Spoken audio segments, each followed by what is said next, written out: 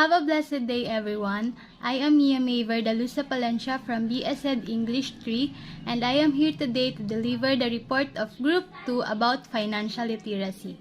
So our group will going to discuss financial literacy together with its components, importance, and benefits. So now, what is financial literacy? Financial literacy is the cognitive understanding of financial components and skills such as budgeting, investing, borrowing, taxation, and personal financial management. The absence of such skills is referred to as being financial illiterate.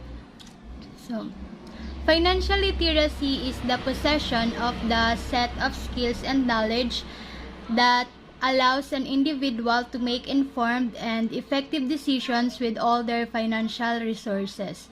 So, raising interest in personal finance is now a focus of state-run programs in countries including Australia, Canada, Japan, and United States, and the United Kingdom.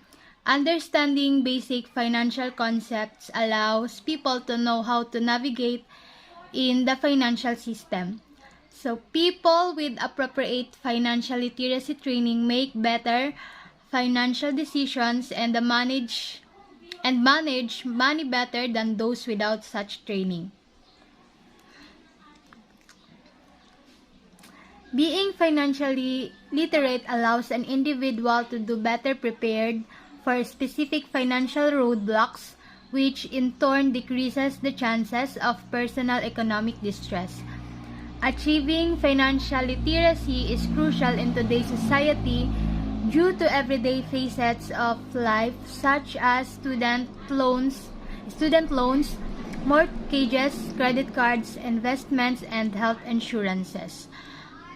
So the Organization for Economic Cooperation and Development, or OECD, started an intergovernmental project in 2003 with the objective of providing ways to improve financial education and literacy standards through the development of common financial literacy principles.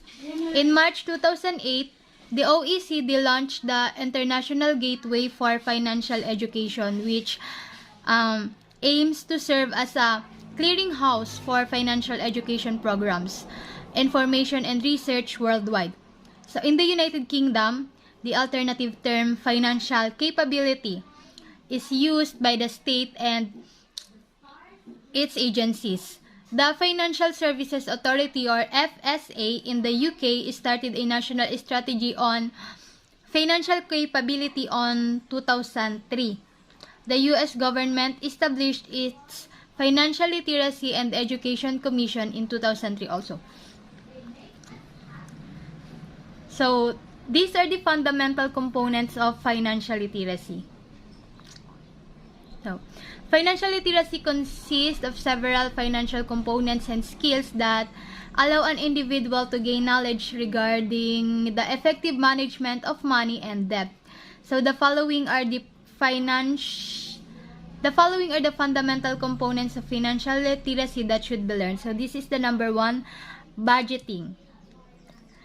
In budgeting, there are four main uses for money that determine a budget: spending, investing, saving, and giving away. Creating the right balance throughout the primary uses of money allows the individuals to better allocate their income, resulting in financial security and prosperity. So, budgeting, it is where we allocate funds, how we budget or how we use our money, if we are going to spend it, invest it, save it, or give it away. So in general, a budget should be composed in a way that pays off all existing debt while leaving money aside from saving and making beneficial investment. Number 2, investing. To become financially literate, an individual must learn about key components in regards to investing.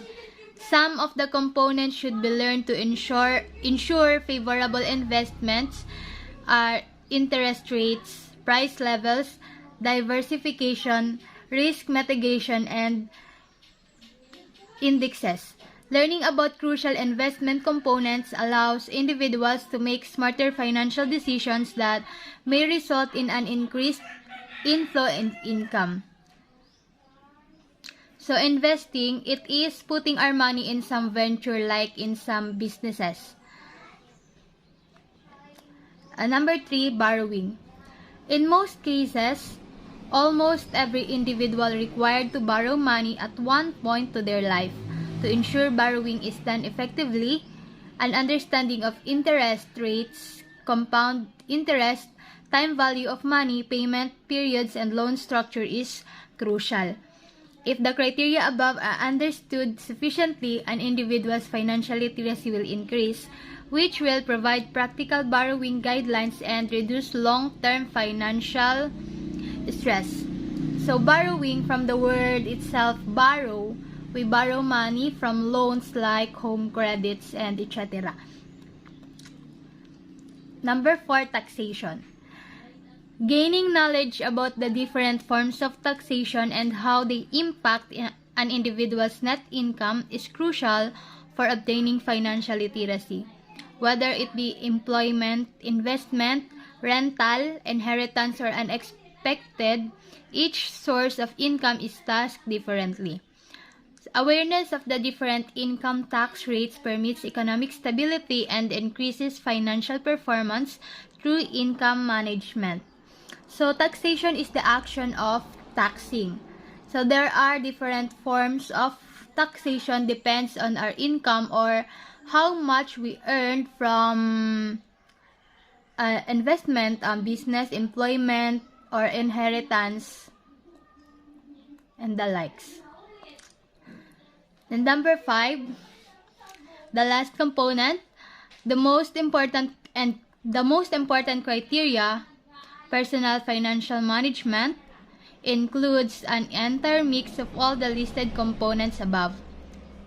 Financial security is ensured by balancing the mix of financial components to solidify and increase investments and savings while reducing borrowed debts. Personal financial management, it is the mixture of all the components mentioned earlier. How well we manage the money we had, in which we can increase our investments and savings and reduce our debts at the same time. So, achieving an in-depth knowledge of the financial components discussed guarantees an increase in an individual's financial literacy. Okay, so now let us move on to the importance of financial literacy.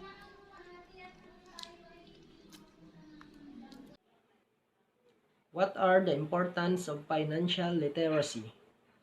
Obtaining financial literacy is one of the most important things an individual can do to ensure prolonged financial stability. That's the real-world facts that should. It is estimated that 78% of Americans live paycheck to paycheck. More than 189 million of Americans' population own credit cards. On average, credit cards owners own about 4 cards each. Student loan debt is about $1.5 trillion for more than 44 million borrowers. Credit card debt levels are at the record of 1 trillion in debt. Overall, Americans are approximately $12.58 trillion in debt. The statistics depicted above should illuminate why financial literacy is paramount in today's financial climate. And that's the real-world facts that should emphasize the overall importance of attaining financial literacy. So, good day everyone. Today I'm going to discuss the benefits of financial literacy. Financial literacy. Being financially literate is a skill that brings forth an assortment of benefits that can improve the standard of living for individuals through an increase in financial stability. The first benefit of being financially literate is ability to make better financial decisions. So, if you have enough knowledge financially, you can able to have a good decisions on financial related topics. Next is effective management of money and debt. So, being a financially literate, you can manage absolutely your money and also your debt. You will have a well-managed financial status. And the next, greater equipped to reach financial goals. So, having a knowledge on financial literacy, you will have the chance to achieve your financial goals. It will be easy to you to well balance your financial liabilities. Next is reduction of expenses through better regulations. Yes, it is nice if you are become a financially literate because you know how to less your expenses or the proper budgeting. Next is less financial stress and anxiety.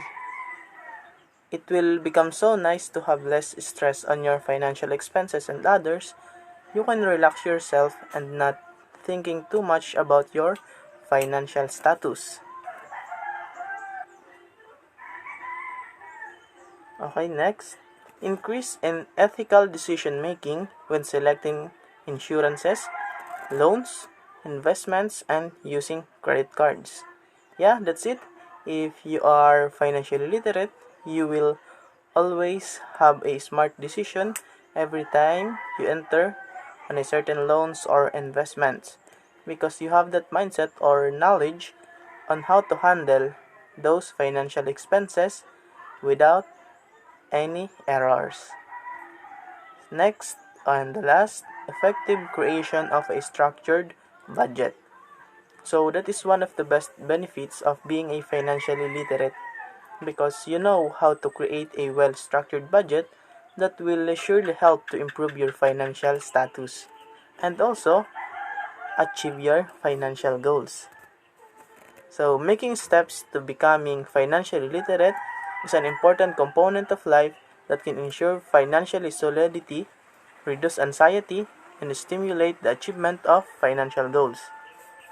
So that's it. Thank you for listening. God bless. So for additional knowledge, there are 4 financial mistakes in financial literacy. Number 1 is lack of financial planning. Number 2, depend on someone else. Number 3 is no discipline, and last is lack of financial literacy. There are also 6 steps to financial literacy. Number 1, increase cash flow, manage debt, create emergency fund, ensure proper protection, build long-term savings, and preserve your estate. So this is the end of our report. Thank you for listening. I hope you learned even a thing or two in our report. So may our loving God bless you all. Thank you.